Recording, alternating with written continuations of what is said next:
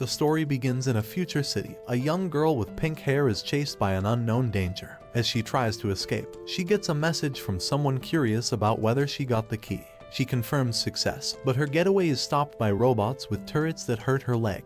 Despite this, she uses a power to turn invisible and slips away. When she reaches the exit, she gives the key to a small robot waiting anxiously. Just then, one of the chasing robots appears, but a powerful mecha, a friend of the pink-haired girl, stops it. This gives her a chance to escape, and she runs fast. However, the robot shoots rockets, hitting her hard and making her fall from the bridge. Meanwhile, the main character Almashu is heading to school on the train. Later, his best friend Menju Hair catches up with him to say hello. During their chat, Shuu notices many soldiers in the streets. Hair tells him that there was a terrorist attack the night before, leading to a large deployment of military forces to the city center, as reported in the news. Afterward, Shuu arrives at high school and reflects on how 10 years ago, a virus caused a widespread pandemic in Japan, causing significant damage. To overcome the crisis, collaboration with other nations became crucial. As a result, Japan now depends on these countries to stay afloat. After class, Shuu heads to what seems like an abandoned house in a restricted part of the city to do what you know.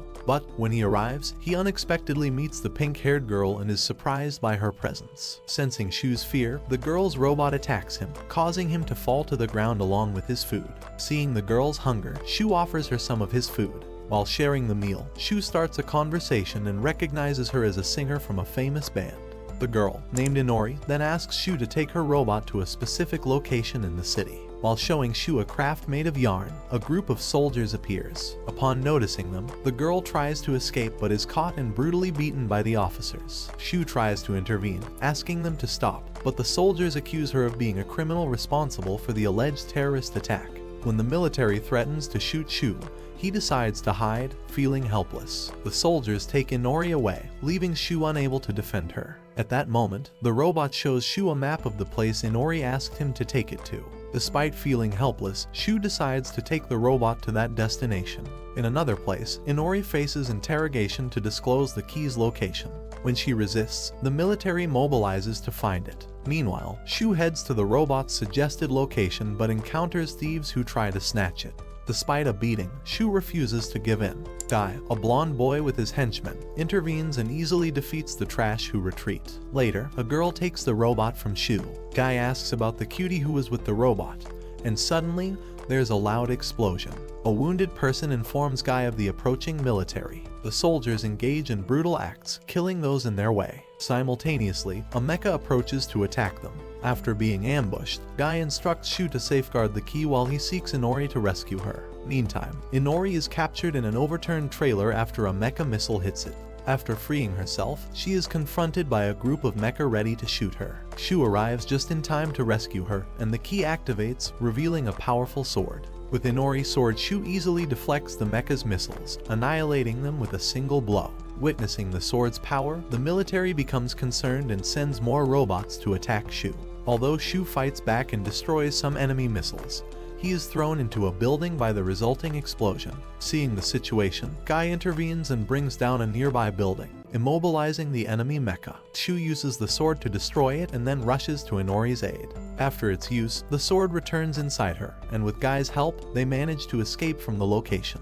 In another situation, a mecha allied with Gai, led by a young girl, faces a brutal attack from an enemy robot. This mecha is under the command of Yan, the son of a high-ranking military commander. Yan introduces himself to the leaders of the squadron tasked with capturing Inori and expresses his intention to join the search squad, asserting his autonomy due to his father's position.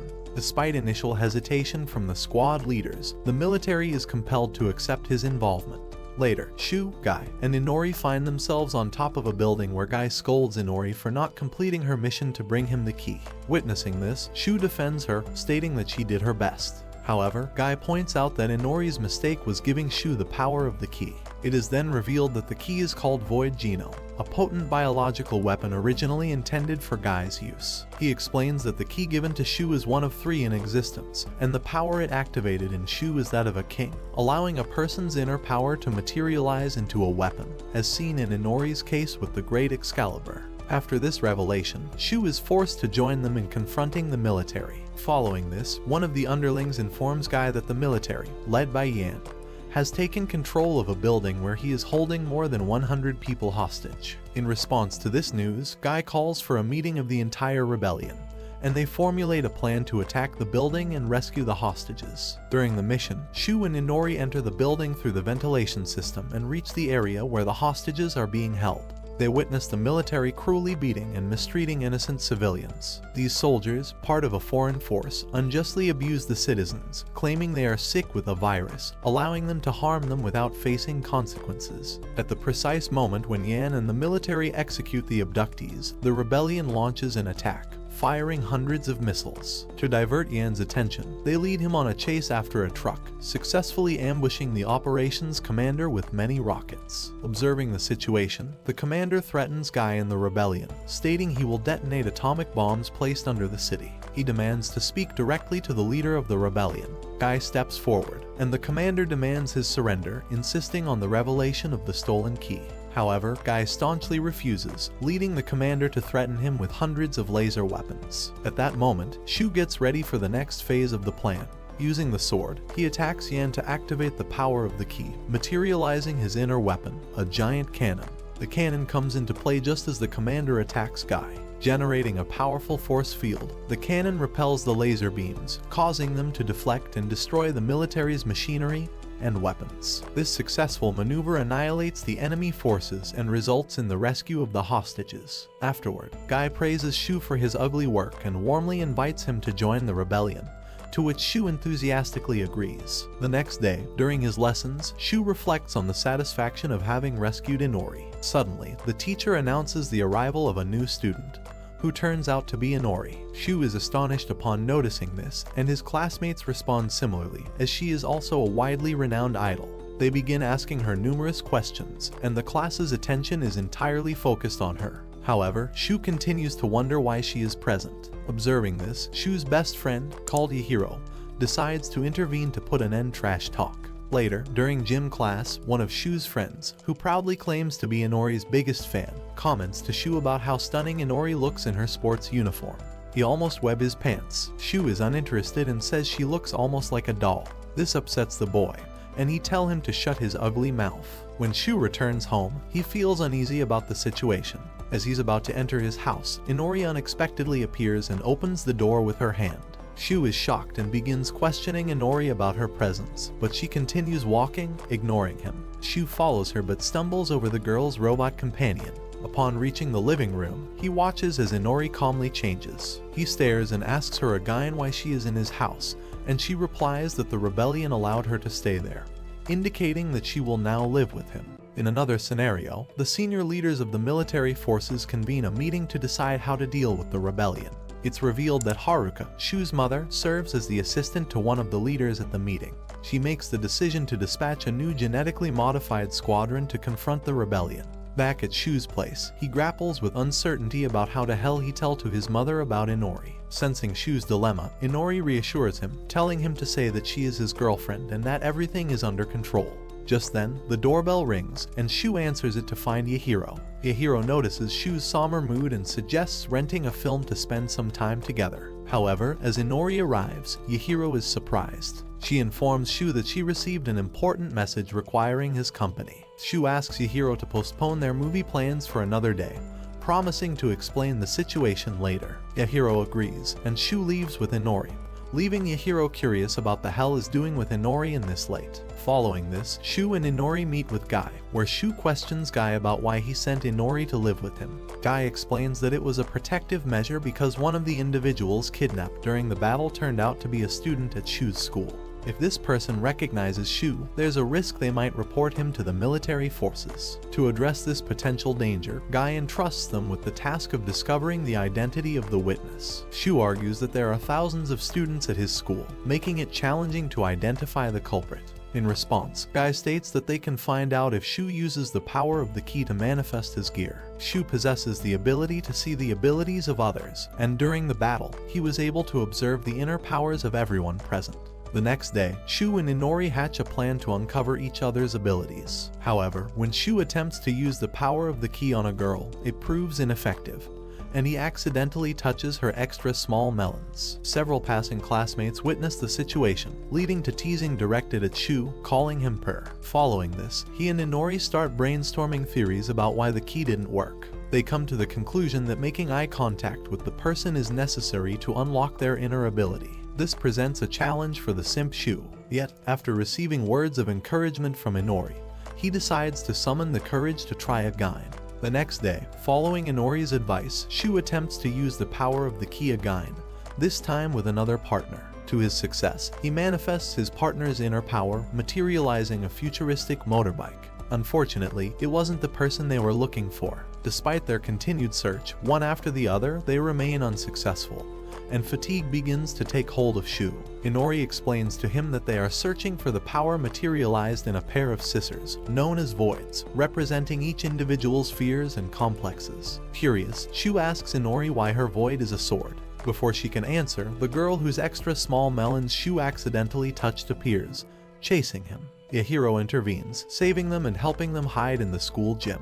After a conversation with Yahiro, Shuu discovers that Yahiro is the person they are looking for, registering Yahiro's fear of scissors. Upon confronting him, Yahiro goes berserk and attacks Shuu. However, Shuu manages to stop him by manifesting his own inner power, a pair of scissors, as a weapon. Upon witnessing this, Inori decides to take drastic measures and end Yahiro's life, but Shuu intervenes. He explains that he doesn't want to lose his best friend. Although Inori doesn't understand, as her mission was to eliminate the person who saw them, Shuu manages to talk some things into her. After Yahiro and Shuu have a discreet conversation, they both agree to keep it a secret and inform Gai that the situation is under control. Later, as Shuu and Inori travel home by train, Inori shares her desire to continue by him. Living with him to explore more about friendship.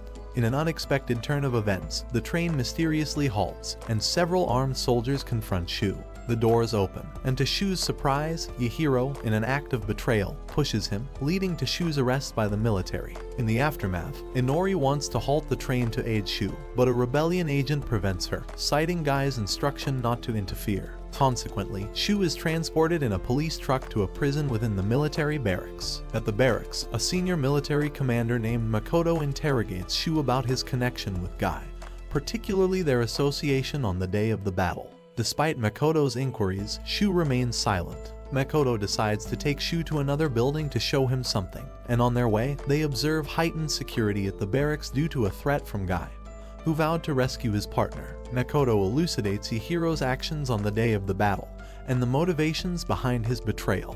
Yahiro, entangled in the drug trade for financial gain, chose to turn in Shuu by offering a reward for any rebellion member, driven by personal gain. In a room filled with people infected by the apocalyptic virus, Yahiro discloses that one of them is his younger brother, emphasizing the expensive nature of the treatment. So Yahiro is not a total trash. Makoto provides additional information about the lost Christmas virus that transpired 10 years ago, and narrates how the military quelled the riots and controlled the virus. Despite Makoto's attempts to convince Shuu that the rebellion is misguided, Shuu remains resolute due to the cruelty he witnessed from the military. Ultimately, Makoto reveals that the rebellion intends to launch an attack to liberate an ally named Kenji, who was apprehended for a suspected terrorist attack.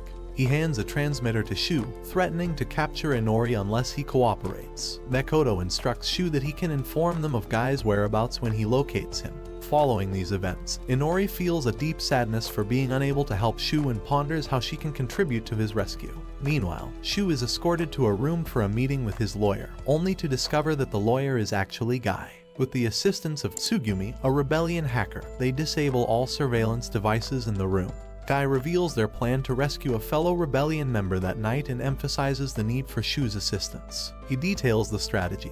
During a blackout and distraction, Shuu must find Kenji and use his void to escape.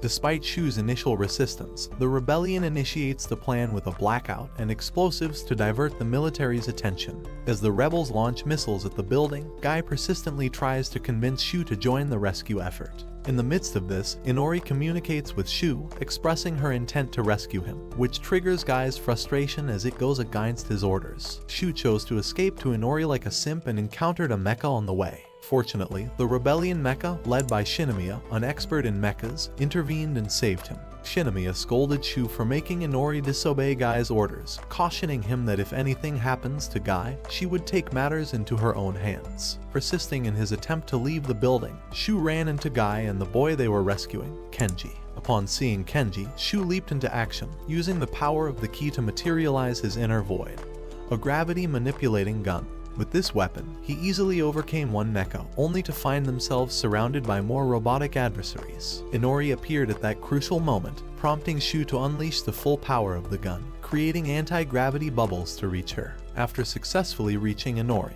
he activated the potent sword inside her, using it to effectively eliminate the military mecha. Following this intense confrontation, they left the location with Inori and Kenji. Upon reuniting with Gai, who extended an invitation for Shuu to rejoin the rebellion, Shuu accepted despite lingering trust issues. As they journeyed to the rebellion's lair, Shuu recalled the pen Makoto gave him, capable of alerting the military when he was with Gai.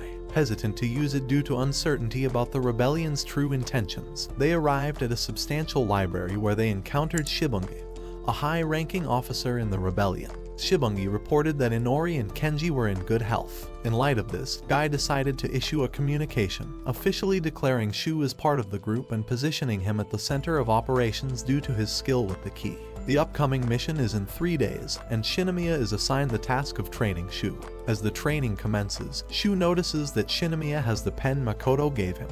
Although he requests it back, she proposes a test. If Shuu successfully overcomes a series of challenges in a week, she will return the pen to him.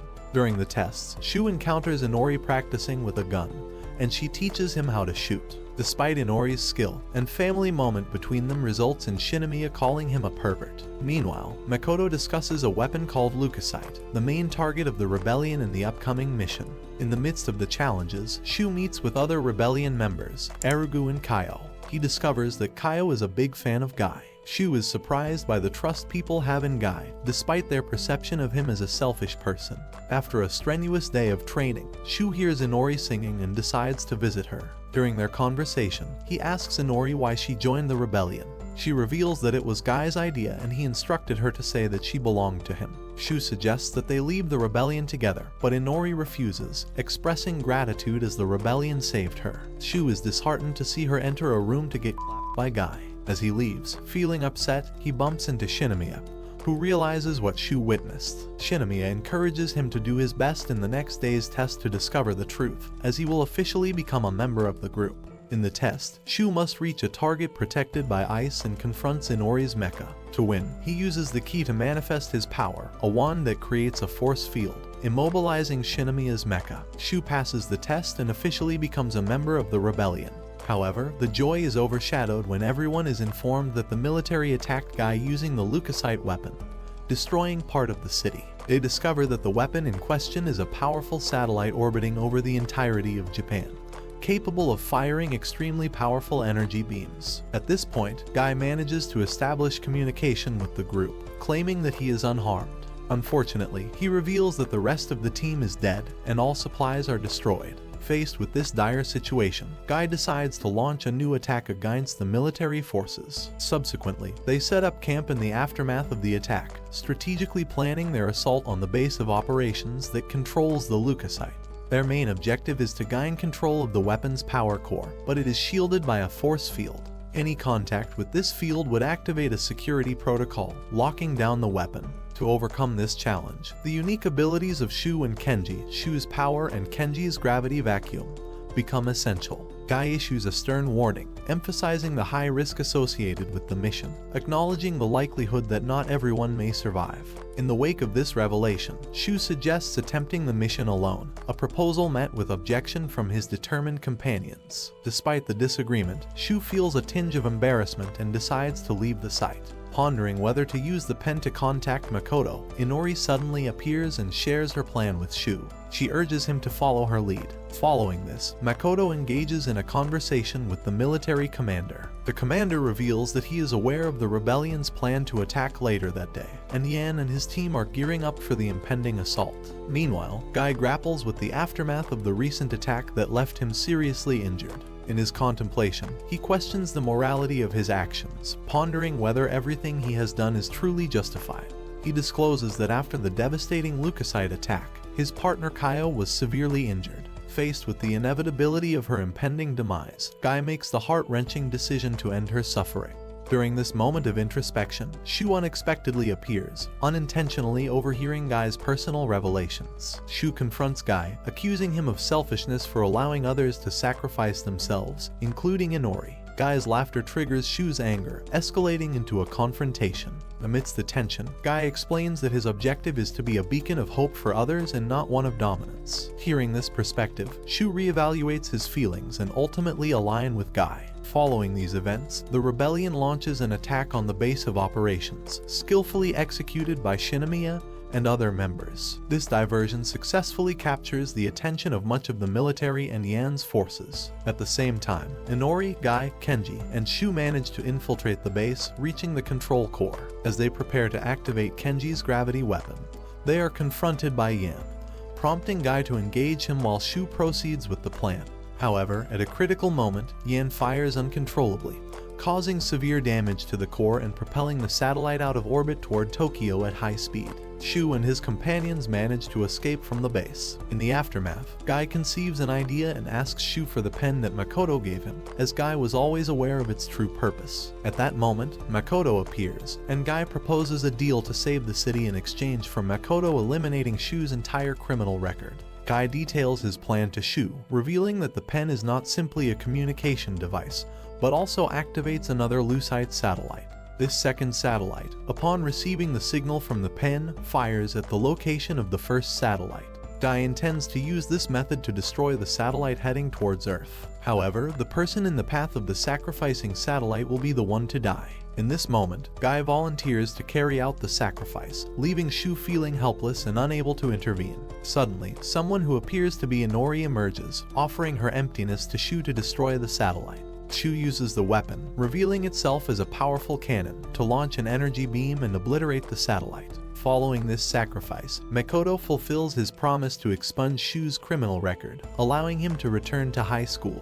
However, Shuu finds himself facing criticism from his classmates due to his ugly arrest by the military. In an unexpected turn of events, a blondie Arisa, the school president, steps forward as a defender. She manages to persuade everyone that Shuu was merely interrogated, easing the scrutiny he faces. Grateful for Arisa's support, Shuu engages in conversations with curious classmates who inquire about his recent experiences. During a gathering with classmates to catch up on missed lessons, Hair, Shuu's best friend, shares the news that Yahiro has not returned to school since his arrest, adding a layer of mystery to the situation. Intrigued, Shuu turns to Inori, inquiring if she possesses any information about Yahiro. However, Inori questions Shuu's concern, pointing to Yahiro's earlier betrayal, creating a tense atmosphere. Amidst these interactions, Haruka arrives home unexpectedly, discovering Inori's presence. Shuu attempts to explain, but Haruka decides to defuse the situation by sending Shuu on an errand to buy a cake. Later, over dinner, they engage in a calm discussion about what he's doing with Inori in his house. Afterwards, Gai convenes with his team, and Shibungi relays the grim news that the rebellion's resources have significantly diminished after Leucocyte's attack.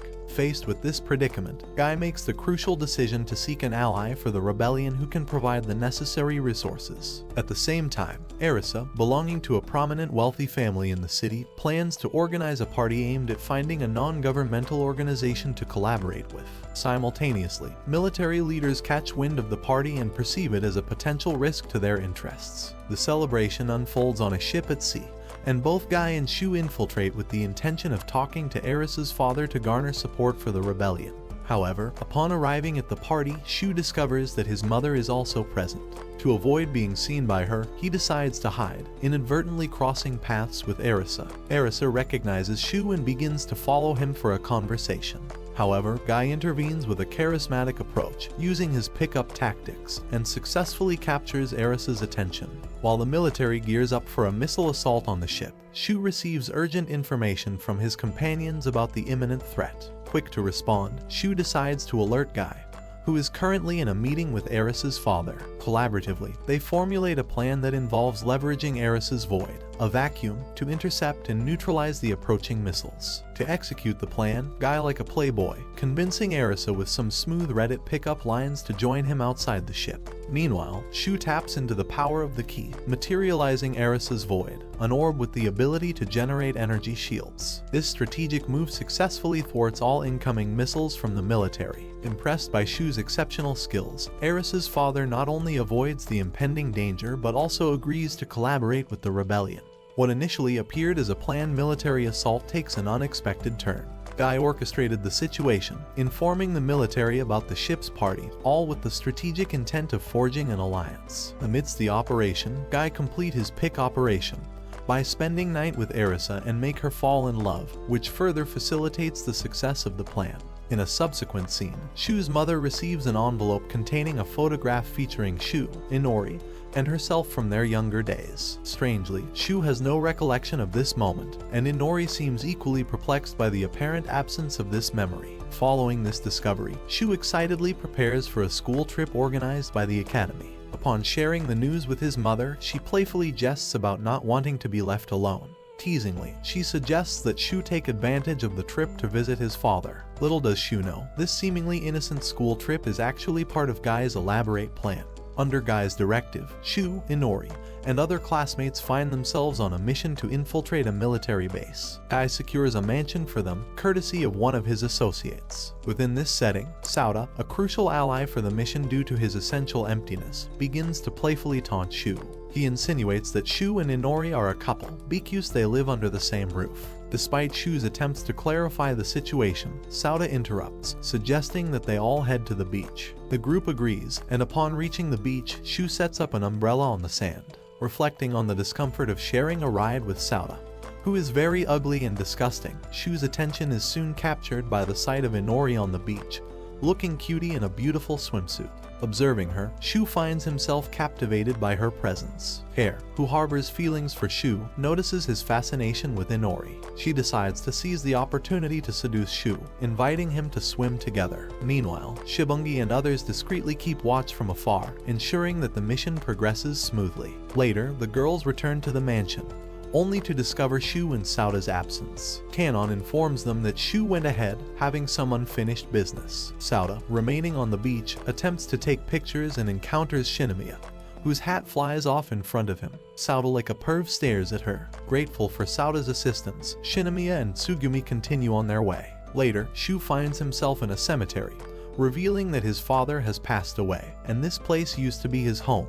He leaves some flowers on the grave, and at that moment, Gai appears, initiating a conversation with him. Gai shares more information about Shu's father, mentioning that he met him when he was a professor at a prominent university, and one of the pioneers in fighting the apocalyptic virus. Shuu confesses that he doesn't know much about his father, as he avoids asking Haruka to avoid hurting her. He only remembers that his father passed away 10 years ago on Christmas. After this, Gai reveals that he is there to show Shuu something related to the mission and takes him to a cliff overlooking what appears to be the military's hidden base. The mission is to infiltrate and steal a stone linked to the apocalyptic virus, requiring both Shu's power and his partner's emptiness. Faced with the difficulty of convincing Sauda to help him, Gai suggests using Inori as a bait, as Sauda is a simp for the gang to which Inori belongs. Although Shuu is annoyed, Gai insists that it is necessary for the success of the mission. In another context, the girls enjoy a bath, and Hare is happy to be on holiday with Shuu. At that moment, Inori joins the bath, and the girls are surprised to notice the smoothness of Inori's skin, while Hare experiences jealousy at the thought of Shu's feelings for Inori. In the living room with Sauda, Shuu faces questions about his relationship with Inori. Sauda, curious, wonders if there's anything romantic between them. Shuu reassures Sauda that they are just friends, and Sauda, finding an opportunity, expresses his intention to ask Inori out. Seeing this as a chance to advance the mission, Shuu encourages Sauda to do so. Later, under the starry sky, Inori agrees to go for a walk with Sauda. As they find a spot to rest, Sauda decides to share a video he created for Inori. Meanwhile, Shuu, observing from a distance, grapples with a twinge of jealousy. As Sauda tries to confess his feelings to Inori, Shuu, unable to contain himself, awkwardly intervenes by accidentally revealing his void.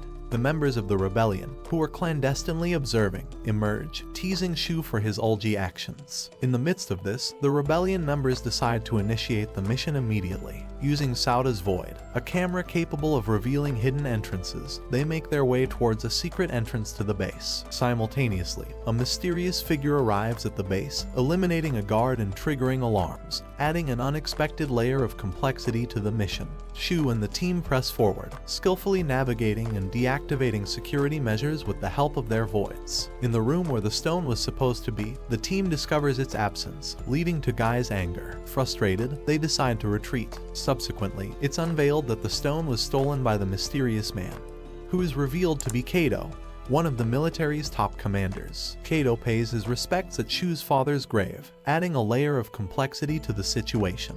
Meanwhile, Sauda regains consciousness and confronts Shuu about not revealing his love for Inori earlier. A heated argument ensues, but the two manage to resolve issue like a man and emerge as friends. As the boys conclude their mission on the island and return home by boat, the scene shifts to Yahiro, who has sought refuge in a church with his brother. However, their sanctuary is disrupted when Makoto and several soldiers appear, forcing Yahiro to make a hasty escape.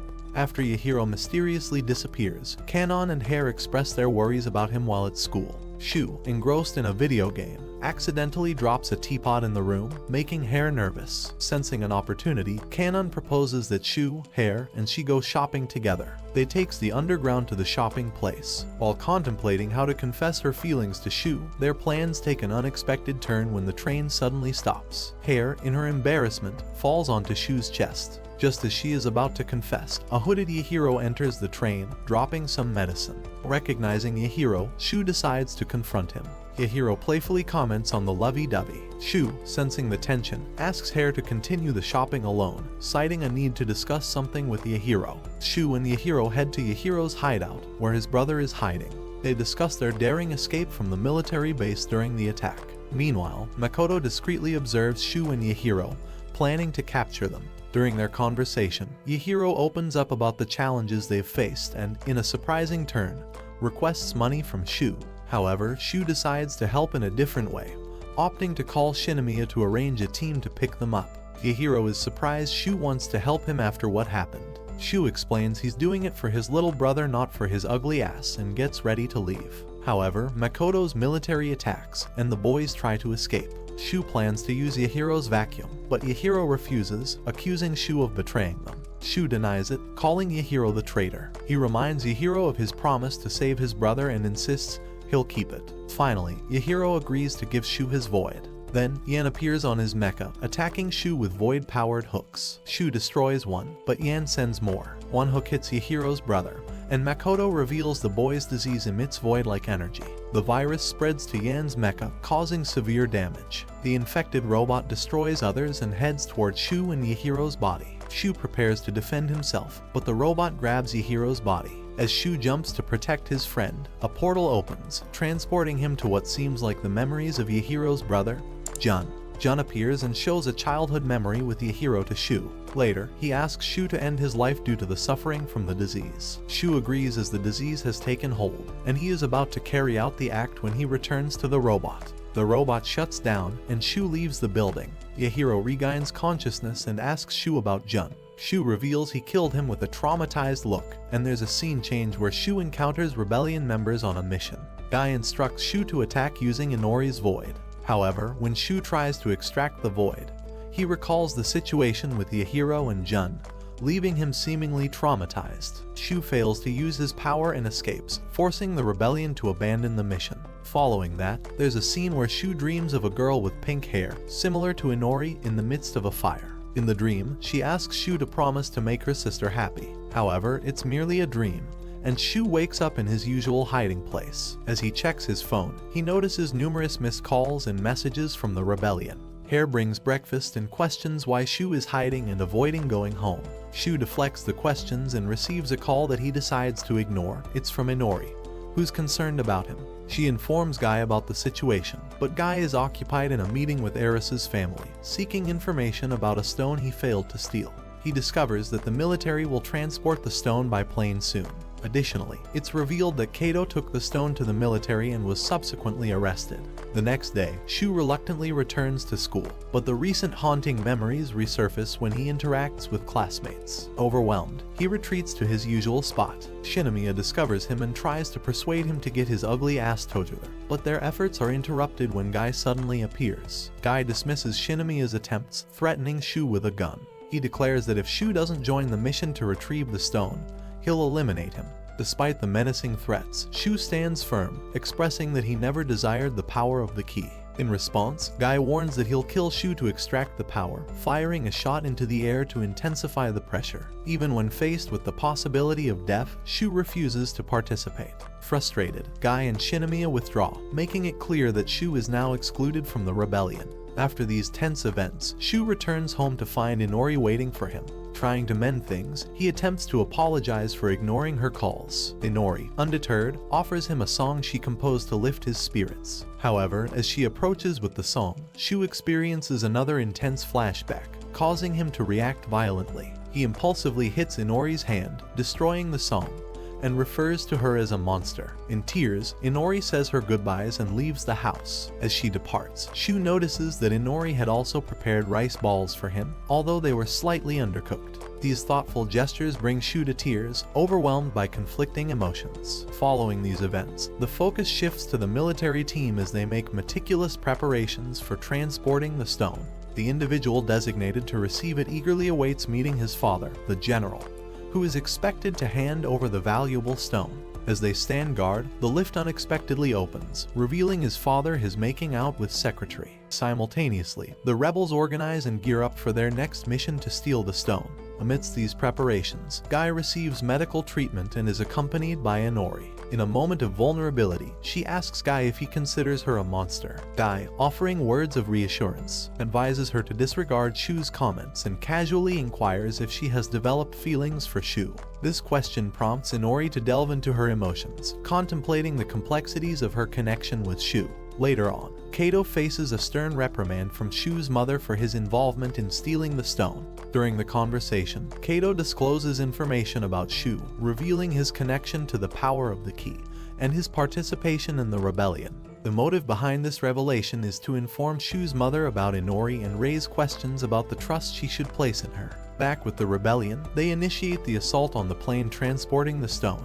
The rebels strategically position themselves to execute the mission. Simultaneously, the general arrives at a room where the stone is located. Meanwhile, the rebels stealthily advance towards the plane. However, Makoto is aware of the planned attack and orders the military to inject themselves with a vaccine as a preventive measure. Despite this setback, Gai and his companions manage to reach the plane. Using explosives, they open the cockpit, only to discover there are no pilots. Suddenly, they realize they have fallen into a trap, as a sign appears confirming it. At that important time, Makoto activates a device, making the stone in the conference room glow with a strange purple light. Shuu, along with Hair, goes close to a girl and asks if he can be near her, saying he knows she likes him. Hair reacts by slapping Shuu, scolding him for not treating her as a replacement for Inori. She confesses she saw everything Shuu did to Yahiro and his brother but tried to cheer him up despite his unkindness. As Hair scolds Shuu with tears, he tries to say sorry, but suddenly the sky turns dark. It turns out the stone was a key that activated a tower, sending out waves that spread a dangerous virus. Many, including Gai on the plane, get infected. This was all part of Kato's plan. The rebels try to escape but face attacks from the military. Gai gets really sick, and Inori tries to help him. In the chaos, Yan arrives to save his father, but when he sees his father with Blondie, he decides to end his father's life. So, Kato becomes the new leader. In the middle of all this, when a soldier attacks Makoto, Shuu's mother uses the opportunity to escape. Meanwhile, Tsugami contacts Shuu and informs him that the plan has failed, indicating that Gai and Inori are still at the airport. Faced with this situation, Shuu decides to seek help from his colleagues to rescue the duo. He plans to use their voids to reach them. However, Yahiro objects, arguing that Shuu only sees them as trash. Confused, the other boys look to Shuu for an explanation. To clarify, Shuu decides to share information about the power of the key, and seeks Hair's help in doing so. Shuu extracts the void from Hair, which turns out to be bandages with apparent healing properties. After apologizing for using others' voids without consent, Shuu explains the reason for his request for help. The companions agree to accompany him.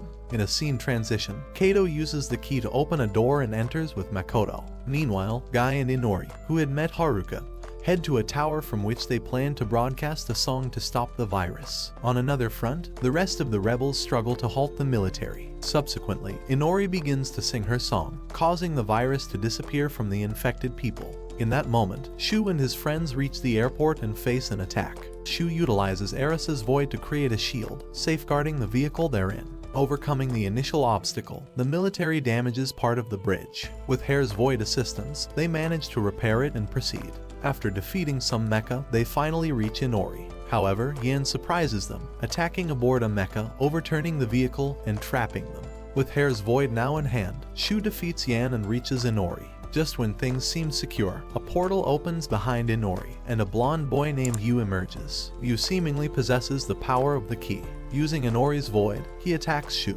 but Gai intervenes, taking the hit for him. Significantly, as Yu takes Inori away, the apocalyptic virus reactivates with renewed strength. Gai instructs Shuu to follow Yu, as Yu plans to sacrifice Inori to revive someone named Mana. Shuu jumps into the portal just before it closes. During the transport, Yu induces a trance in Shuu, triggering memories of his past. Shuu recalls moments from his childhood with Mana, his sister. They witness a boy floating in the water, revealed to be a young Gai. Shuu, Mana, and Gai become close friends, caring for him during the summer. However, these memories were blocked in Shu's mind. In the present, Shuu finds himself in a hall with large stairs, where Kato reveals to him that Inori is merely a body created to house Mana's memory. Mana, the first to touch the apocalyptic stone, became infected with the virus. According to Kato, an alien race selected Mana to create a new species after humanity's destruction. It's disclosed that Mana, deeply in love with Shuu, chose him as her mate. However, Shuu rejects her, triggering the apocalyptic virus and destroying Mana's body. Despite Shu's efforts to intervene, it becomes clear that Yu, the alien envoy, plans to use Inori to house Mana's soul and create a new world. Shuu is easily restrained by Yu. During that critical moment, Shinomiya and Gai make a timely entrance. The surviving latter helps Shinomiya and Makoto reach the ship, where they attempt to thwart Yu's plans. Despite their efforts, Shinomiya is defeated. It is then that Gai reveals the truth about the day the virus began, unlocking Shu's suppressed memories. This unleashes the full power of the king in Shuu, enabling him to extract voids without rendering the person unconscious. With newfound strength, Shuu extracts the void from Gai, and together they engage in a fierce battle against Yu and the crystals to approach Inori. Gai wields a weapon that unveils Inori's sword, allowing Shuu to free Inori's body. Advancing towards the vessel containing Mana's soul, Gai aims to destroy it and put an end to the virus. However, in an act of sacrifice, Gai sustains severe injuries. In a poignant moment, Gai instructs Shuu to use the sword to pierce him and annihilate Mana. Initially hesitant, Shuu ultimately follows through, leading to Gai's demise within Mana's soul. As the place begins to crumble, Shuu and Inori manage to escape, but Shuu cannot help but sob for the loss of Gai. After the virus-affected area was put under military quarantine, people were forbidden to leave. The students of the academy, most of whom lived on the city outskirts, decided to stay. One day, Shinomiya, a student, tries to pick up a shoe from the floor but ends up falling off her chair. Two individuals approach to offer help, but Shinomiya, not accustomed to accepting help, refuses. Despite her resistance, they persist and start being creepy Shinomiya. At that moment, Shuu and Inori pass by and witness the situation. Shuu steps in to defend Shinomiya. The harassers attempt to intimidate Shuu, but Tsugumi appears, delivering a flying kick to one of the boys, taking him down along with Shuu. As more people observe, the bullies decide to retreat. Shuu and the girls try to help Shinomiya, but she refuses, asking them to leave. On their way, Tsugumi comments to Shuu about Shinomiya's affected state since Gai's death. Shuu reveals that after the battle, the rebellion disbanded, and Shinomiya and Tsugumi were integrated among the students for shelter. With the lack of teachers at the academy, the president and Shuu formed a group to take charge of the shelter. The students are disheartened due to acts of ugly violence and harassment, prompting Sauda to suggest holding a school festival to uplift spirits. After some discussion, they all agree that it is a good idea. Following this, Shuu talks with Yahiro, who shows him his void and hands it over. Yahiro mentions that after the battle, Shuu can extract voids without the person fainting. Shuu expresses his hope not to have to use the key's power anymore, to which Yahiro replies that he must remain vigilant as the military remains a threat. Afterwards, the two head to the area where the festival is being prepared. On their way, they encounter Tsugumi, who is actively involved in setting up his class's theme, a cat cafe. Tsugumi introduces them to Kanon, adorned with puppy dog ears. Shuu then joins Inori and Sauda, who are busy organizing details for a concert, the main event of the upcoming festival. Meanwhile, Yan infiltrates among the students in a uniform. During his journey, he encounters Tsugumi carrying boxes of costumes. Tsugumi accidentally bumps into Yan, leading to an arrogant reaction from Yan. However, Tsugumi manages to put Yan to work by having him carry the boxes as a form of punishment.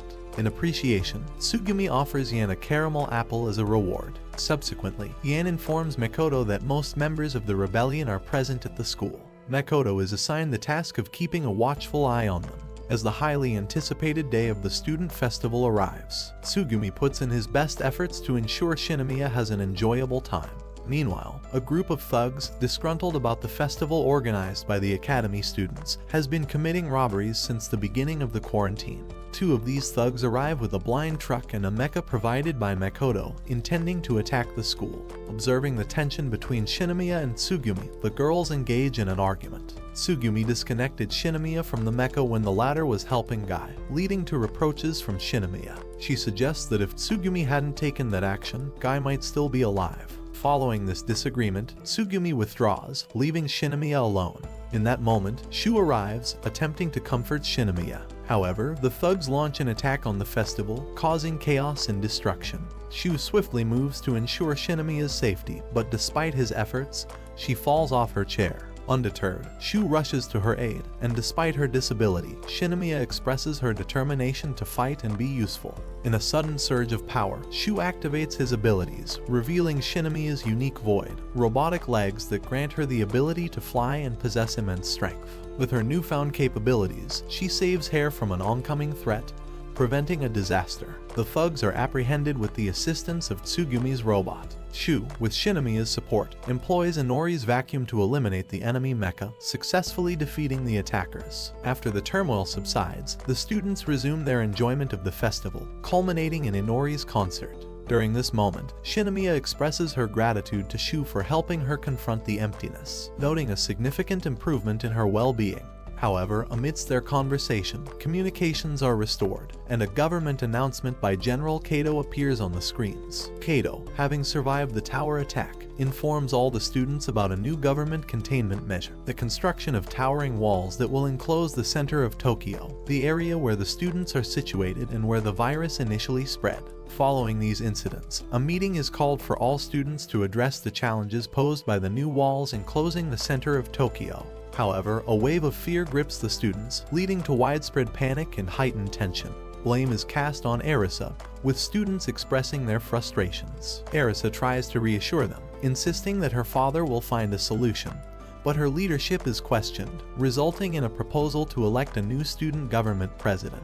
As the meeting unfolds, representatives from the student government distribute virus vaccines to the students. Yahiro notes that Arisa continues to face criticism on social media. Tsugumi adds to the critique, expressing the view that the current president is not effectively fulfilling her leadership role. This sparks a heated argument between Sauda, who defends Arisa, and Tsugumi. Amidst this turmoil, the previously encountered thugs reappear, revealing their intention for revenge and proclaiming a firearm as a display of their determination. After Tsugumi returns, she engages in a conversation with Inori. She asks Inori if she ever feels lonely without parents, to which Inori responds that she hasn't experienced that emotion except when separated from Shuu. In turn, Inori asks Tsugumi the same question, and Tsugumi shares that she has grown up alone and is accustomed to that feeling. However, she admits missing the other members of the rebellion. After expressing these feelings, Tsugumi calls Shuu, who was eavesdropping on the conversation. She hands him a device she found after the confrontation with the thugs. This device can measure the power level of people's voids. The group starts playing with the device, comparing the strength of their voids. Shuu decides to use the device to check Tsugumi's void level, mentioning that he has never used his void before. The girls playfully tease Tsugumi, and Shuu eventually reveals his void, while Kato holds a meeting with Makoto to put his plan into action. Aiming to eliminate the rebellion members, he activates a new contingency measure. This plan involves gradually reducing the quarantine area daily, with those near the edge facing the risk of being killed by new mecha units designed by the military. This heartless strategy results in the tragic deaths of hundreds of people near the wall, causing panic among the students as the mecha units move steadily toward the center. Simultaneously, Makoto sends out a message offering release from the quarantine area to those who betray the rebellion members. Hearing this unsettling announcement, Shuu becomes deeply concerned. However, Hare provides reassurance, expressing her commitment to helping him cope with his emptiness if needed. She also encourages Shuu to contemplate running for the position of the new academy president. In the midst of these discussions, Tsugumi, who has recovered after the events surrounding her emptiness, joins the conversation. While engaged in conversation, the students witness bullies targeting a girl. They realize that members of the rebellion typically bear a mark on their arms, prompting the thugs to search the students for rebellion members. This situation raises concern for Shuu, fearing for the safety of Inori and Shinomiya. Without hesitation, he decides to search for them. Shuu discovers Inori defending herself from boys attempting to touch her. Simultaneously, Shinomiya is captured by the same group of bullies who had targeted her earlier. Tsugumi arrives to rescue Shinomiya but is also seized by the bullies. In response to this escalating situation, the president calls for a meeting in the academy hall to address the concerns. Arisa attempts to calm the students, denying the rumors about the rebels. However, the thugs appear to confirm the truth, presenting Shinomiya and Tsugumi as hostages and displaying the tattoos on the girl's arms as proof. Despite the girl's resistance, the thugs pull a gun on Tsugumi. Observing the precarious situation, Shuu decides to intervene to protect his friends. He approaches and successfully halts the bullies, with the other students complying upon witnessing Shuu's remarkable power. Shuu then admits to being a member of the rebellion and warns that there will be consequences if they harm his friends. He proceeds to propose an idea to resolve the conflict. Subsequently, Shuu, Shinomiya, and Tsugumi are brought to the edge of the wall and handed over to the military by one of the thugs. Shuu requests their release, but the military decides to execute Shuu, the girls, and finally the thug. However, it turns out to be a clever holographic deception orchestrated by Tsugumi's little robot. Shuu devised this plan using Tsugumi's vacuum, which has the unique ability to create holographic clones of individuals. The holographic clones were sent to demonstrate to the students that the military wouldn't release them even if the rebels were surrendered. Despite the holographic ruse, one of the thugs attempts an attack with a gun. Shuu responds swiftly by striking him with another student's vacuum. Shuu then urges his fellow students to believe in their cause and assures them of his commitment to protect them with his power. Encouraged by this demonstration, Yahiro proposes Shuu as the school president, a suggestion met with enthusiastic acceptance from the students. Shuu assumes the role of the new student president, and Yahiro puts forward an idea to better organize and control the students by ranking them according to the power level of their voids, using the device Tsugumi found. However, this proposal contradicts Shuu's inclusive philosophy, as he aims for all students to feel valued and included. Even with previous assessments of the students' capabilities, the idea of ranking them based on void power seems tyrannical to Shuu. He is determined to maintain unity among the students, especially with the wall closing in on the school, and he has been successful in keeping them calm during challenging times. Despite this, supplies and vaccines are running low, leading Yahiro to propose the initiation of the sorting plan. According to this proposal, prioritizing the strongest and most resilient workers could better prepare them to face the military. Faced with this challenging situation, Shuu decides to seek advice from his friends on the best course of action. Inori encourages him to make the decision he deems best. Meanwhile, Shinomiya, Hare, and Tsugumi take a shower in the school baths. Hare expresses her discomfort that Shuu has to bear the weight of such an important decision alone. Shinomiya emphasizes that it is Shuu's responsibility as the president, and Tsugumi playfully teases Hare by suggesting that she should hurry up and confess her love to Shuu. Subsequently, Sauda approaches Shuu to convey his dissatisfaction with the proposed system.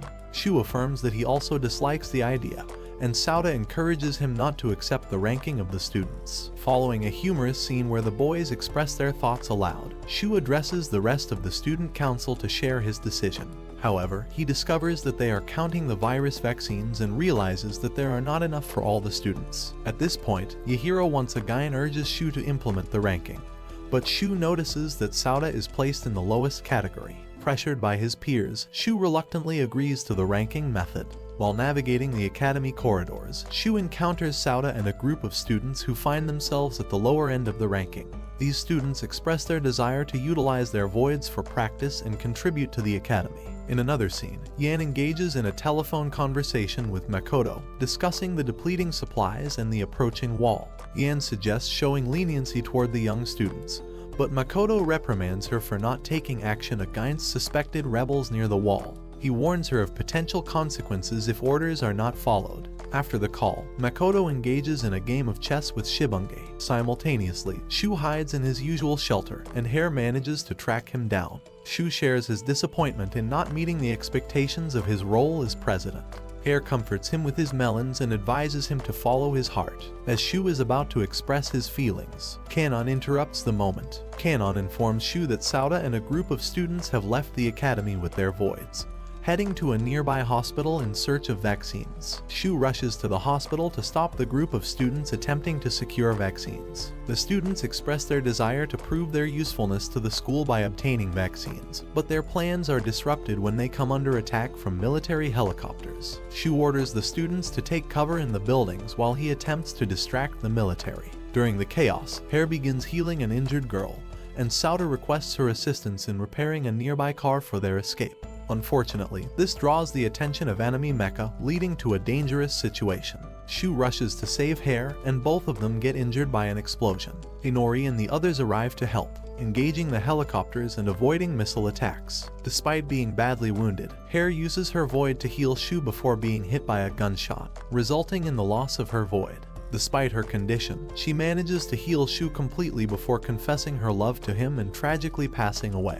Shuu, filled with sadness and rage, takes Inori's sword and systematically destroys the attacking mecha. When the others learn of Hare's death, they try to console Shuu, but he reacts with anger, blaming Sauda ugly ass and holding him responsible for Hare's demise. Yahiro intervenes to calm Shuu, who decides that it is time to make distinctions between the weak and the strong. Arugo and Ugumo initiate an infiltration into the quarantine zone using a helicopter secured by Erisa's father, with the intention of rescuing Erisa and compelling her to marry a government official to lift the quarantine. Upon landing, Arugo encounters a group of students, some from Shuu's school, engaged in stealing medicine from students at another academy. Recognizing the rebellion symbol on Arugo's uniform, the students bring him to Shuu, who has now assumed a tyrannical role as the supreme leader of the school. In this new regime, Shuu ranks students based on the power of their voids and recruits individuals with potent abilities from other schools, effectively establishing an empire within the confines of the once normal school. Arugo meets Shuu, witnessing him force a girl to surrender her void for ranking, and discovers that Erisa is present. Shuu decides to take Arugo to a significant location, an abandoned ship that sank during the tragic events. In the abandoned ship, Shuu has been collecting military supplies using lower-ranking members. Despite showing signs of virus infection, Shuu rewards them with vaccines for completing tasks. A problem arises when an oxygen pump essential for Sauda begins to fail. Shuu acknowledges the issue, insisting on aiding Sauda, but he must rescue himself. Arugo objects and rushes to an emergency pump. Shuu, armed with a scythe, intervenes, explaining the necessity of resources for their escape plan.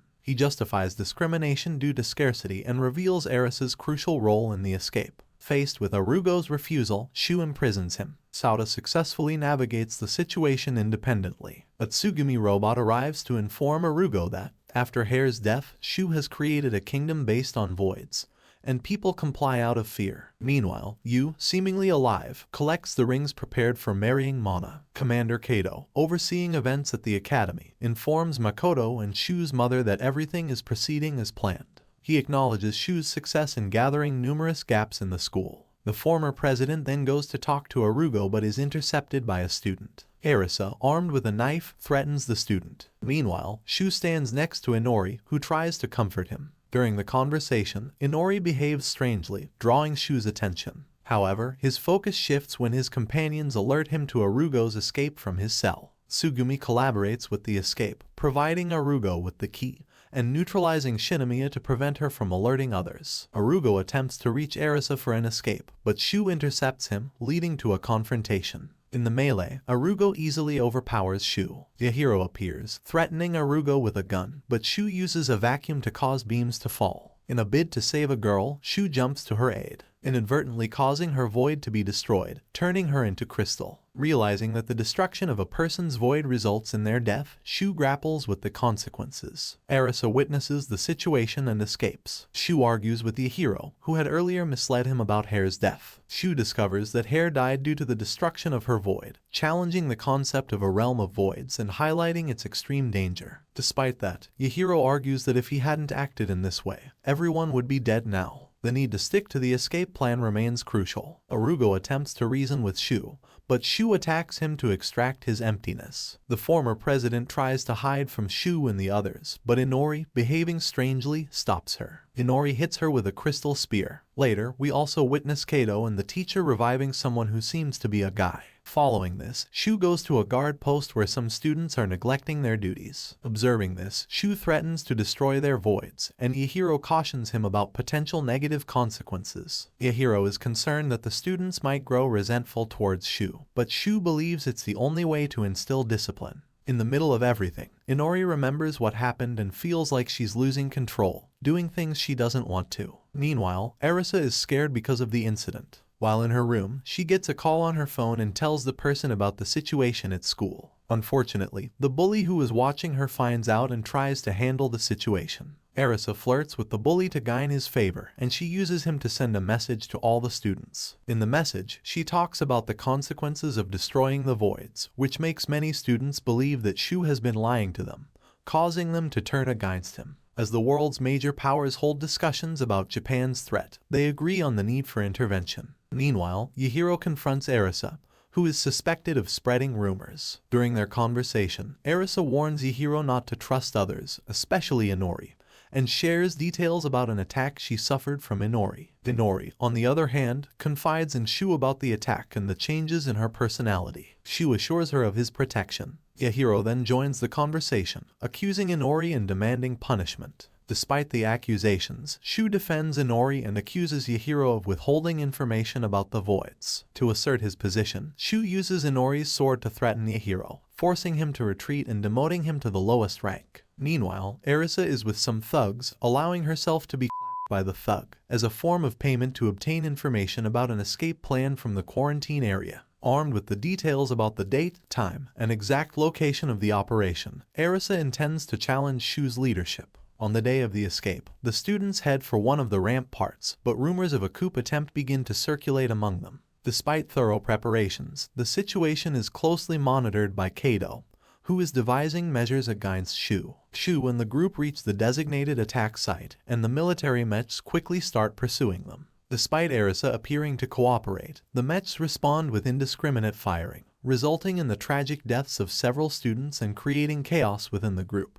Shuu, utilizing Inori's unique abilities, bravely advances and manages to take down several mechs. The primary strategy is to reach a control tower that oversees all the mechs in the area. Shuu faces numerous challenges along the way, confronting multiple mechs before finally, with the help of a companion's unique power, reaching the tower. Armed with a sword, he destroys the control center, effectively disabling all the mechs and paving the way for the students' escape from the quarantine area. Upon the successful escape, the former president's hidden agenda is set into motion. The students turn against Shuu, pointing guns at him and pushing Inori away to prevent her from intervening. Sauda accuses Shuu of using them as mere tools and pushes him into a crater. In a dramatic turn of events, Inori attempts to run towards Shuu, only to be impaled by a void sword. Suddenly, governmental patrons appear on the scene, revealing that the mastermind behind the chaos is none other than Gai, who has been resurrected by military forces and undergone significant changes. Approaching Shuu, Gai drops a shocking revelation that leaves Shuu stunned.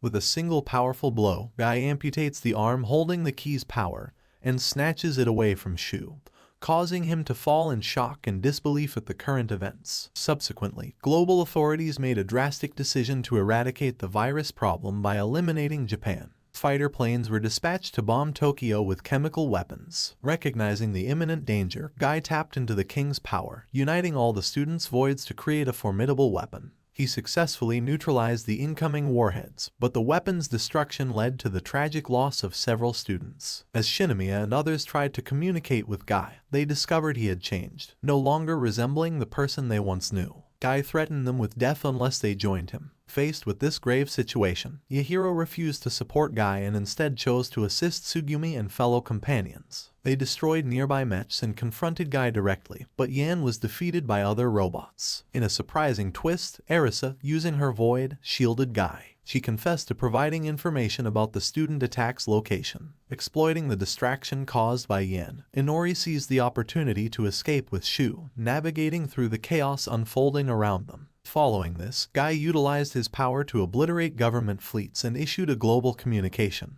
warning all nations against any attempt to attack Tokyo again or approach closely. The threat involved the destruction of Lucite satellites. In response, military forces organized a search team to locate Inori. The reason behind this hunt was Yu's intention to use her to reunite with Mana, even planning a marriage with Gai. However, Inori went into hiding while searching for supplies to stay alive. Later, Haruka revealed that she collaborated with the military to free her son from the burden of the key's power. In a chance encounter, Inori meets Shuu and tries to provide him with nourishment, but he is deeply affected by all the events that have transpired. At that moment, a military group, including Arisa, discovers Shuu and Inori. As they are about to attack, a limousine arrives with armed men who open fire on the soldiers. Arisa intervenes to stop them when she recognizes her father in the vehicle. The old man gets out of the car and chastises Arisa for supporting Gai, arguing that the boy she fell in love with no longer exists. He also confronts the military, who explain that their target is Inori, not Shuu.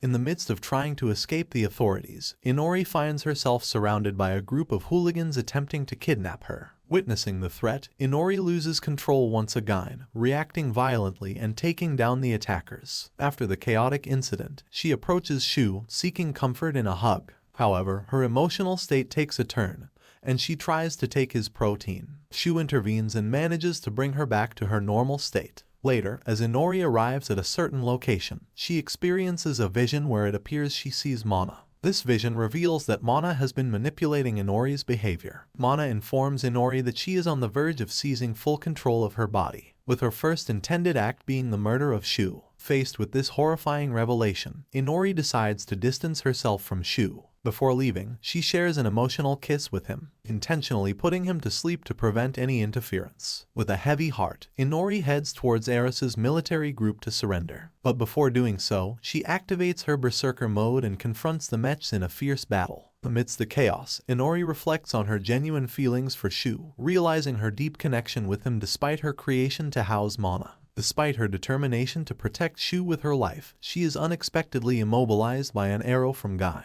Upon awakening, Shuu discovers that Inori is gone and makes a resolute decision to do whatever it takes to bring her back. Meanwhile, following the intense conflicts between Gai and Shuu, Haruka decides it is time to put an end to Kato's plans, which involve eliminating Mana. Upon Haruka's arrival at the supposed location of Mana, she discovers that Mana is nowhere to be found. Kato appears at that moment, revealing that Mana was never there in the first place. Adding to the shock, Kato confesses to being responsible for the death of Shuu's father and then proceeds to shoot Haruka. Meanwhile, Arisa is patrolling the area with her squad when Shuu surprises her from behind. Shuu forces Arisa to reveal Inori's location. Precisely at that moment, a communication begins transmitting through Arisa's phone, alerting the entire military that Shuu's mother has escaped and stolen a top-security briefcase. In response, Shuu pressures Arisa to take him in search of his mother. Arisa agrees under the condition that Shuu reveals Gai's plans in exchange for information about Inori. Later, Haruka arrives at Arisa's father's mansion, now under the direction of a woman named Kirachi, following Arisa's father's passing. Kirachi informs Haruka of the old man's death, and in turn, Haruka shares her own story, explaining how she escaped and tried to stop Kato's plans, including the elimination of Mana. This revelation surprises Kirachi, as Mana turns out to be his daughter. Haruka emphasizes that Shuu is consequently also Mana's brother. However, Haruka clarifies that Shuu is not her biological son but that she took on the role of stepmother after marrying Shuu's father. Despite this relationship, they always maintained a certain distance. After Makoto, determined to capture Haruka, manages to locate her parade, he arrives with a group of people at the site. Initially, these individuals pretend to be searching for vaccines for the virus, which deceives Kirachi's group. However, it turns out to be a cunning ploy as Makoto and his guards open fire on everyone present. Despite the sudden attack, Ugumo manages to save Haruka and urges her to escape with Kirachi. While the two women flee, Ugumo confronts Makoto and, tragically, loses her life in the confrontation. Despite this tragic event, Haruka and Kirachi successfully escape the scene and decide to seek assistance from another group. Along their journey, Kirachi discovers the stolen briefcase and questions Haruka about its contents. Haruka reveals that the briefcase contains a void genome, a device with the king's power. Upon arriving at Shinomiya's group and others, Arugo informs the girls about Ugumo's death. In the aftermath, Haruka and Shinomiya engage in a conversation about the void genome. Haruka explains the potential dangers, mentioning how it can react allergically and self-destruct if used by an incompatible person. Despite knowing that Shuu may struggle with it, Haruka hesitates to entrust the device to her son Again to spare him from further suffering. However, their plans take an unexpected turn when the base is suddenly attacked by mechs controlled by Makoto. While en route with Arisa to aid his mother, Shuu decides to take matters into his own hands and jumps out of the car. Amid their escape, Shinomiya proposes that Haruka should utilize the void genome within her to counter the approaching mechs. However, Makoto interrupts the process, disclosing his intentions to seize control of the powerful void genome due to his fascination with its capabilities. Despite Shinomiya's attempts to reclaim the device, Makoto thwarts him.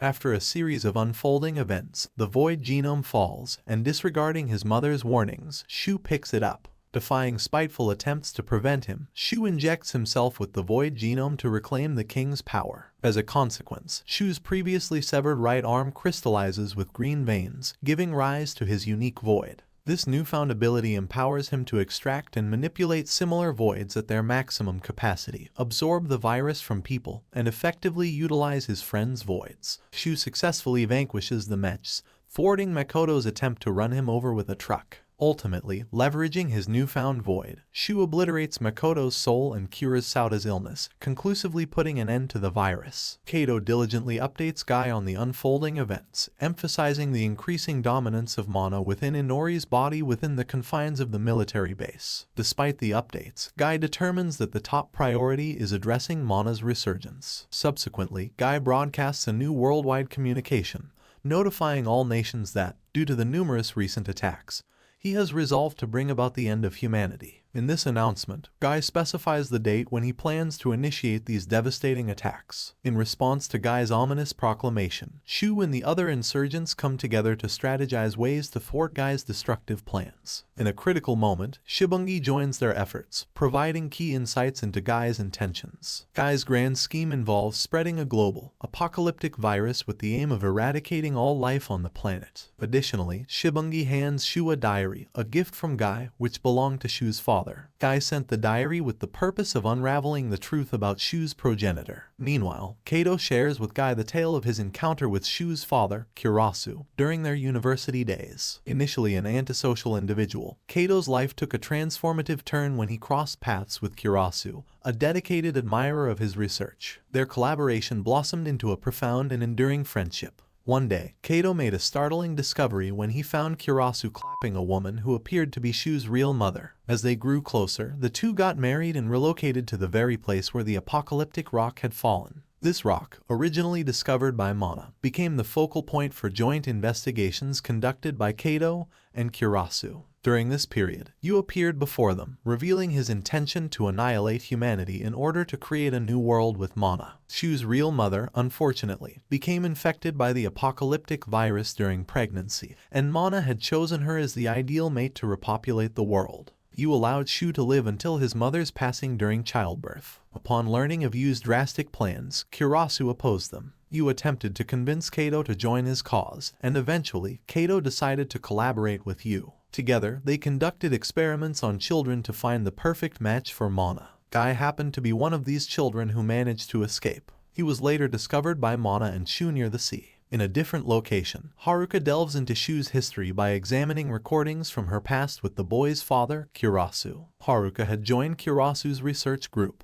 and as they collaborated, she developed deep feelings for his dedication to virus research. Over time, these feelings blossomed into love, and eventually, Kirasu decided to marry Haruka. Despite Kato, his older brother, disapproving of the relationship, Haruka communicated her decision to marry Kirasu nonetheless. The situation took a dark turn on the day of the virus outbreak. Haruka, accompanied by Mana, was in a church awaiting Kurasu. Meanwhile, Kato infiltrated Kurasu's office in search of progress in virus research. There, he stumbled upon Kurasu's diary, which outlined the discovery of the void genome and how it could potentially halt the virus. When Kurasu arrived, an argument ensued. Kato attempted to persuade him to join Yu and himself, but Kurasu adamantly refused to share his findings. Fueled by rage, Kato threatened him, and when Kurasu remained steadfast, Kato murdered him and stole his research. In the current timeline, Shuu completes his medical examinations, and Haruka, filled with concern, warns him about the potential dangers of absorbing the virus. She shares the grim possibility that it might be too late to save Inori, as Mana is progressively taking control of her. Despite these ominous warnings, Shuu remains resolute and committed to rescuing Inori. Overwhelmed with emotion, Haruka embraces Shuu, shedding tears. As they receive news that the helicopter is about to take off, Shuu attempts to return the voids to his friends. However, Yahiro declines, explaining that it has been collectively decided that Shuu will utilize their voids on the mission. Following a heartfelt moment with Sauda, Shuu embarks on the mission to rescue Inori and thwart Gai's plans. With the revelation that the United Nations has deployed an army to attack him, Gai prepares for the impending confrontation. Shuu, alongside the others, joins the assault, making strategic preparations to overcome Gai. During this preparation, Shuu encounters Shinomiya, who seeks his assistance in climbing her mech. Shuu provides help, offering a compliment that brings a blush to Shinomiya's cheeks. In their conversation, Shinomiya candidly asks Shuu if he would be able to confront Gai when given the chance. Shuu assures her that he wouldn't hesitate and apologizes for using his null against him. He emphasizes that it was his choice to accept the void and expresses hope that it will prove valuable in their mission. The assault on the military base commences as helicopters deploy mechs, and Gai utilizes Eris's voids and others to create a colossal bow that fires energy arrows, decimating part of the enemy fleet. Simultaneously, Shuu and his group successfully infiltrate the base. Tsugumi employs a hacking program developed by Haruka to disable enemy mechs, and army ships join the battle. Advancing with Sauda's vacuum, Shuu separates from the group to rescue Inori. Gai, using the voids of Erisa and others, crystallizes Inori, leading to the emergence of Mana before losing consciousness. Inori expresses her gratitude to Shuu for saving her and shares her joy at meeting him. Gai, perplexed by the connection between Shuu and Inori, receives an explanation from Inori. She reveals that Shuu showed her the beauty and sadness of the world, despite her past struggles. Although Inori serves as a vessel for Mana, she has fallen deeply in love with Shuu. As Shu's team rushes to reach Inori, the military regains control of the base. Inori becomes engulfed by the crystal as she sings her usual song for Shuu, who hears her and manages to locate her position. Yu makes a sudden appearance, unveiling his role as an alien envoy with the mission of creating a new world. He extends an unconventional proposition to Shuu, suggesting a partnership with Mana to forge a new race. However, Shuu firmly rejects this proposal. In response, Yu decides to eradicate Shuu, deploying his genome power to unleash an attack using the voids controlled by his minions. Shuu employs agile maneuvers to defend himself, dodging and counterattacking with the help of Yahiro's void. As the rest of the group attempts to move forward and support Shuu, Yan intervenes, blocking their path and preventing any interference. Shuu persists in confronting Yu, who criticizes him for refusing Mana's offer. Despite the challenges, Shuu successfully overcomes Yu. Yet, upon reaching Gai and Inori, Shuu discovers that it's too late. Gai has completed the crystallization process, and Mana has resurfaced, marking the beginning of the apocalypse. Meanwhile, in another part of the conflict, the rebellion group persists in their efforts to reach Shuu. A confrontational scenario unfolds between Shinomiya and Yan, equipped with a modified mech. Simultaneously, Tsugumi grapples with the task of regaining control of the base, facing constant hindrance from Kenji, who has aligned himself with the military. Upon awakening, Mana rushes to Shuu and expresses disdain for Inori, feeling relieved at being freed from what she perceives as a monstrous existence. Hearing this, Shuu becomes enraged and forcefully pushes Mana away, vehemently defending Inori and proclaiming that she is not a monster. In response, furious at Shu's rejection, Mana is about to launch an attack when Gai intervenes, stopping her and declaring that he will handle Shuu. Gai uses his genome power to extract the void from Mana and manipulates the environment. Mana, angered by Shu's rejection, threatens him, warning that he will pay dearly for spurning her. She initiates a ritual that triggers the deactivation of the mechs and the release of the apocalyptic virus worldwide. Thousands of people turn into crystals and succumb to the deadly effects, while Gai proclaims that this marks the true apocalypse of humanity. In the midst of the chaos, Gai then launches an attack on Shuu with his sword, and Shuu, in turn, fights back with his own newfound power. Meanwhile, Shinomiya and the others face a brutal onslaught from Yan. Marugo uses a machine gun to create an opening for Shinomiya to escape. But Yan's mech, fueled by void energy, starts succumbing to the apocalyptic virus. In another part of the conflict, Shuu continues his confrontation with Gai, attempting to reason with him. However, Gai, now transformed and harboring resentment, criticizes Shuu for rejecting mana. Gai attacks Shuu with his sword. Elsewhere, Haruka confronts Kato, brandishing a gun in a threatening manner. Back in the battle, Gai is on the verge of defeating Shuu, who contemplates giving up. However, Inori's voice is heard through a crystal rose left behind. Inori encourages Shuu to persevere, expressing her belief in him. In a poignant moment, Inori's flower connects with Shuu, halting Mana's attack and deactivating Yan's mech. In a separate confrontation, Shibungi faces and defeats Kenji, allowing Tsugumi to regain control. Shuu calls upon Inori's sword, unleashing its full power. Simultaneously, Shinomiya and Tsugumi succeed in destroying Yan's mech. Charging his sword with the combined strength of his and Inori's abilities, Shuu delivers a decisive blow to Gai.